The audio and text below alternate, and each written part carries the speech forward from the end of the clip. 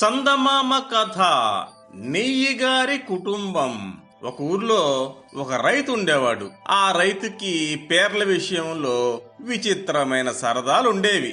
ఆ రైతు తనకి నెయ్యి అని పేరు పెట్టుకున్నాడు. తనతో ఆగకుండా తన భార్యకి పరమాన్నం అని పేరు పెట్టాడు. తన కొడుక్కి పెరుగుగారే అని పేరు పెట్టాడు. కూతురుకి లడ్డు అని పేరు పెట్టాడు. తన ఇంట్లో పనిచేసే వాళ్ళకి కూడా ద్రాక్ష, బత్తాయి అని పేర్లు పెట్టాడు. రైతు నెయ్యి కూతురైన లడ్డూకి కొంతకాలానికి పెళ్ళయింది. ఆమెకు 2 కవల పిల్లలు పుట్టారు. వాళ్ళకి రైతు సున్నుండ, పప్పుండ అని పేర్లు పెట్టాడు. వీళ్ళందరికీ వాస్తవానికి అసలు పేర్లు వేరే ఉన్నప్పటికీ ఆ పేర్లను పక్కన పెట్టేసి తాను పెట్టిన పేర్లే జనంలో చలామణిలో ఉండేలా చేశాడు రైతు. ఊళ్ళో జనం మొదట్లో ఈ పేర్లను చూసి నవ్వుకున్నప్పటికీ కొంతకాలానికి వాళ్ళకి కూడా ఈ వింత పేర్లు అలవాటైపోయి వాళ్ళని ఆ కొత్త పేర్లతోనే పిలుస్తూ ఉండేవారు.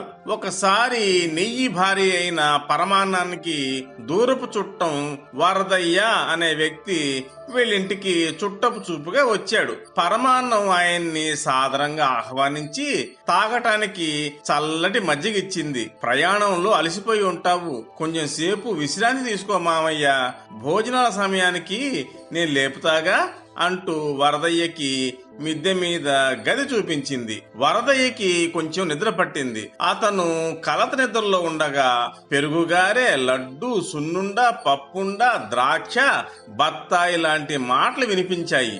భోజన ప్రియుడైన వరదయ్యకి ఈ ఆహార పదార్థాల పేర్లు విని నోరూరింది. ఆహా, ఈ రోజు రకరకాల ఆహార పదార్థాలు కడుపు నిండా తినవచ్చు అనుకుంటూ మళ్లీ కునుకు తీశాడు. కొంచెం సేపు అయిన తర్వాత లేచి కిందకు వచ్చేసరికి రైతు కొడుకు పెరుగుగారే పొలం నుంచి వచ్చేశాడు. వరదయ్యకు బాగా ఆకలిగా ఉండడంతో ఇంటి ఇల్లాలు పరమాన్నంతో, అమ్మా ఆకలిగా ఉంది, ఇక భోజనాలు వడ్డిస్తావా అన్నాడు. వంటలన్నీ సిద్ధం మామయ్య, నెయ్యి కోసం ఎదురు చూస్తున్నాను, నెయ్యి రాగానే వడ్డించేస్తాను అంది పరమాన్నం.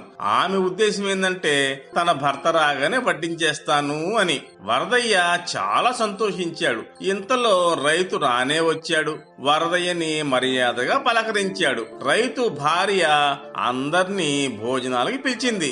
అందరూ భోజనాలకి కూర్చోబోతే రైతు కొడుకు పెరుగుగారే కనిపించలేదు. వరదయ్యకి వడ్డం చేయబోతే రైతు, అదేంటే పెరుగుగారు లేకుండానా అన్నాడు. మొదట పెరుగుగారే వడ్డిస్తారని వరదయ్య మహదానందపడ్డాడు. ఇంతలో కొడుకు రానే వచ్చి భోజనానికి కూర్చున్నాడు. రైతు భార్య కూర, పప్పు, పచ్చడి లాంటి వంటకాలు వడ్డించింది. రైతు కొడుకు తినడం మొదలు పెట్టారు. నిజానికి కూరలు, పచ్చళ్ళు, పులుసు, వడియాలు చాలా బాగున్నాయి. కమ్మటి వాసన కూడా వస్తున్నాయి. వరదయ్య తన మనసులో, అమ్మో ఈ కూర పప్పు ముందే తినేస్తే పెరుగ్గారెలు, సున్నుండ, పప్పుండ, పరమాన్నం, లడ్డూలకి కడుపులో ఖాళీ ఉండదు, ఇవి తక్కువ తింటే మంచిది అని ఏమి వడ్డిస్తున్నా వద్దు వద్దు అనడం మొదలుపెట్టాడు. ఇంతలో రైతు భార్య రైతుతో, ఇప్పుడే వెళ్లి సున్నుండ, పప్పుండలను తెస్తానండి, లడ్డు ఇక్కడే ఉంది అని ముందు గది వైపు వెళ్ళింది. ఇంతలో రైతు కూతురు లడ్డు అక్కడికి వచ్చి వడ్డం చేస్తూ పెరుగు గిన్నె తీసుకురావడానికి వెళ్లబోయింది. అప్పుడు రైతు ఆమెతో, పరమాన్నం రానివే అన్నాడు. దాంతో వరదయ్యకి మళ్లీ ఆశ చిగురించింది. రైతు భార్య పిల్లలని పనివాళ్లకు అప్పచెప్పి మళ్లీ వచ్చింది. ఆమె సున్నుండా పప్పుండా తెస్తున్నదేమో అనుకున్న వరదయ్యకి ఆశాభంగమే అయింది. అప్పటికి రైతు కొడుకు భోజనాలు అయిపోవచ్చాయి. రైతు భార్యతో, ద్రాక్ష, బత్తాయి ఎక్కడే అన్నాడు. వరదయ్య పట్టుమని పట్టెడు కూడా తినలేదు. అయ్యో మామయ్య, ఏమి తింటం లేదేంటి అని పరమాన్నం అంటూ ఉండగానే వరదయ్య లేచి చెయ్యి కడుక్కుని వచ్చాడు. వరదయ్య ఇక లాభం లేదని మొహవాటం వదిలేసి, అమ్మాయి మరి పెరుగ్గారెలు, పరమాన్నం, లడ్డు, సున్నుండ, పప్పుండ ఇన్ని చేశావు గాని ఏమి వడ్డించలేదేంటి, కనీసం ఆ ద్రాక్ష, బత్తాయి అయినా ఇవ్వరాదు అన్నాడు.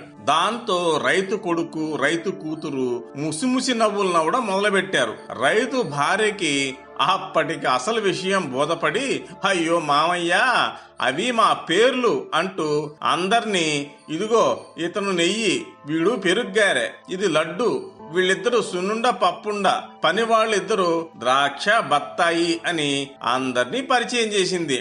అంతా విని వరదయ్య వెర్రిముఖం వేశాడు. ఎంత పని జరిగింది మామయ్య, అందుకేనా మీరు ఏమీ తినలేదు అంటూ గ్లాసుడు పాలు తాగటానికి ఇచ్చింది పరమాన్నం. మరుసటి రోజు వరదయ్య బయలుదేరతానంటే రైతు భార్య ఎంత మాత్రం వీల్లేదని పట్టుబట్టి 2 రోజులు ఉంచేశారు.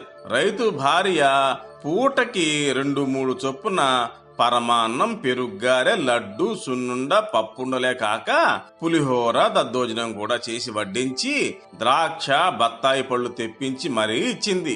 ఇంటికి పట్టుకెళ్లమని కొన్ని నిలవ ఉండే పిండి వంటలు పొట్లాలు గట్టి ఇచ్చింది.